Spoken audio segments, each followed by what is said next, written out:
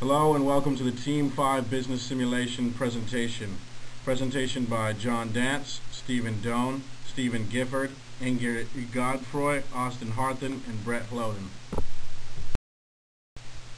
During this presentation, we will be covering the market, the macroeconomy, chosen strategy, implementation of chosen strategy, and the components that go with it, such as R&D and product design, closest competition, worker training, market and positioning, production planning, sales staffing and compensation, financing, as well as financial performance metrics, and then in our conclusion we will be discussing what we learned throughout this project.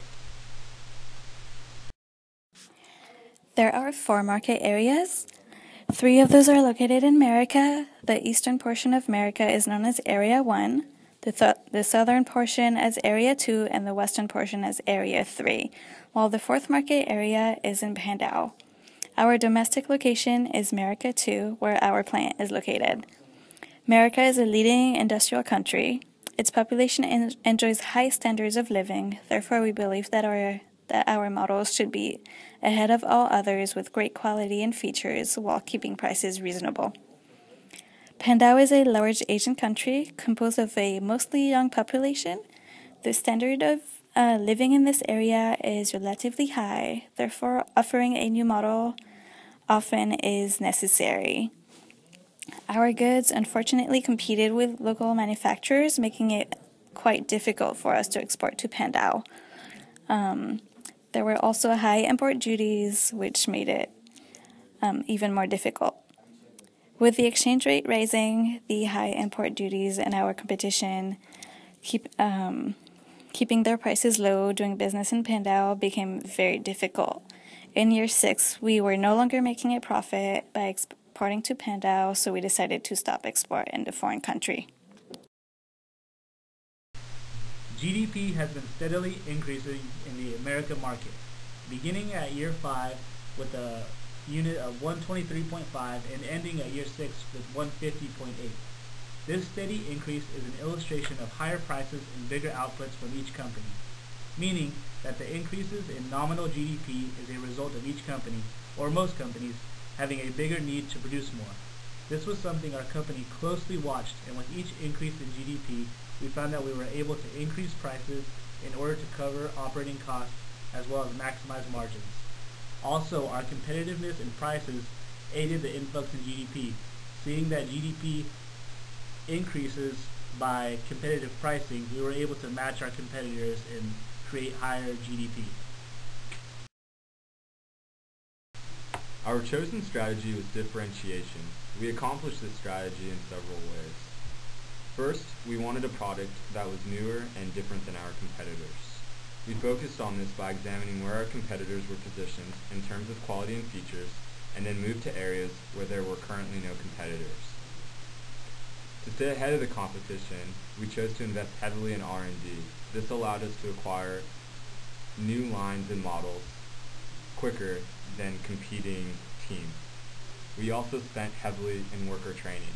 This allowed us to decrease operational costs by lowering the price per product produced. We also quickly found that there was a direct correlation between advertising and products sold.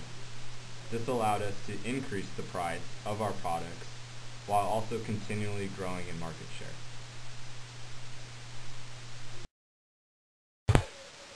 Throughout the simulation, we had to continuously increase our spending on R&D to obtain new models.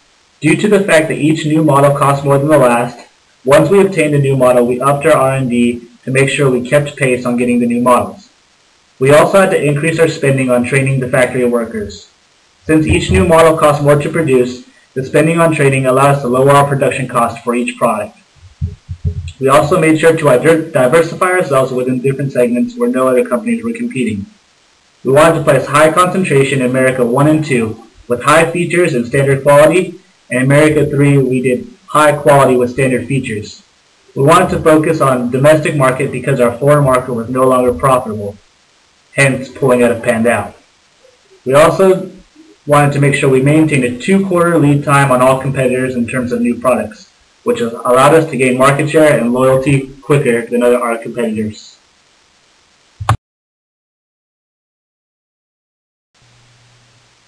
We wanted to make sure we can continuously maintain our investment within research and development. Our goal is to eventually build a buffer to keep us ahead of the competition in terms of the latest quality and features.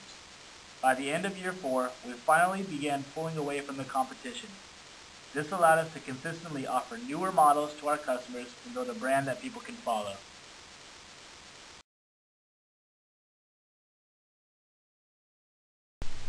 Our closest competition is Company 4, who is behind us in terms of share price and market cap up until year 7. We also observed that they began to duplicate our strategy in producing products with few competitors. No two markets have the same quality and features, giving them diversity that matched the markets they were in. For example, in America 1, Company 4 relied on high quality and high features. In America 2, they did the complete opposite with low quality and low features. In America 3, Company 4 stayed neutral with medium quality and medium features. Finally, they remained one of the last 2 companies to stay in Pandau and relied on high quality and high features. Company 4, however, continuously managed our model introduction. We were able to stay ahead of them due to our reliance on research and development and training. In the end, we had Model 6 available, which was a whole model ahead of Company 4. In the area of worker training, we decided to invest heavily. We wanted to procure a well-rounded, effective sales force to drive sales forward along with our increased spending in advertising. As we adjusted the price upwards, we noticed that the combination of our trained sales force and the increase of our advertising investment offset and lowered our operational costs as profits rose. Our savings level also increased due to this combination, and we were further able to partially offset our 10% increases in product quality and features. Lastly, we concluded that this investment was successful, as evidenced by our savings levels being increased by several levels. In regards to marketing and positioning, we decided to also invest heavily in advertisement. As previously stated, we found that we could maximize profit by increasing worker training to develop a strong sales force to drive out sales, and we increased spending in advertisements and set the price high. We noticed that the sales force was more effective and we spent more in advertisement, so we steadily increased advertisement spending and adjusted worker training and set prices to get closer to the equilibrium. As far as positioning, we wanted to be the company that always offered the newest models with the most features. We maintained a steady lead ahead of the competition by staying one model ahead, and we set the price high enough to cover expenditures but lower than most of the competition in an attempt to encourage sales growth. For production planning, we monitored GDP growth as well as seasonality. We found that increases in GDP contributed to higher demand. We also found that seasonality played a large role in the demand for our products. We found that demand builds each quarter. This means that quarter 1 would have the lowest demand, with all things being equal, and quarter 4 would have the largest demand. We decided to leave Pandau because we could no longer make a profit in this market due to the relatively low demand, high exchange rates, and local competitors. This allowed us to meet the demand in our domestic market by shifting inventory and operating off of the 8 lines on our 1 plant.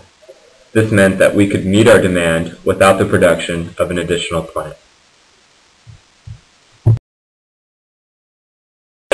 We gradually increased staffing in our 3 domestic markets and found that the ideal number of sales reps for each market was between 12 to 15 with the amount of sales we were generating.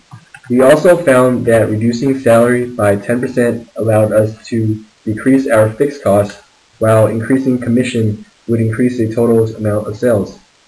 We pulled industry reports early on to determine if our costs were in line with our competitors. We found that we were paying less for our sales team while also having larger sales volumes. When we left Pandau, we transferred the entire sales staff and equally split them among the 3 domestic markets. This, however, did not increase productivity, and after 2 quarters, we fired the staff from Pandau. After developing our strategy and before implementation, we decided upon a financial strategy to account for the expenditures we expected to take on. We first bought back a lot of stock in the beginning to raise funds over the long run via the resale of the stock acquired, under the assumption that the stock price would increase. We were able to put ourselves in a strong position to leverage our cash on hand after we cleared our inventory, which allowed us to utilize the cash funds to invest in R&D and to create unique products. We knew that we would have to take a loan due to our pro forma worksheets forecast. We were able to double our cash on hand after the completion of year 7, and we were able to avoid the burden of having to take on the loan. By issuing stock, we were able to obtain the cash we needed to cover our short-term expenditures, which allowed us to sustain market capitalization without any credit score impact. Here are some of our financial performance highlights. During the years 3 through 6, we consistently had the highest stock price, ending off year 6 with a stock price of $1.34. We were also able to be one of the top 2 companies in the realm of market cap, sales revenue, and market share. During these years, we were also one of the only companies to offer dividends to shareholders. In year 3, we had the largest sales revenue. In year 4, we had the highest stock price. Year 5, we had the highest stock price, highest sales revenue, highest net income, and largest market share. And in year 6, we had highest stock price and highest market cap.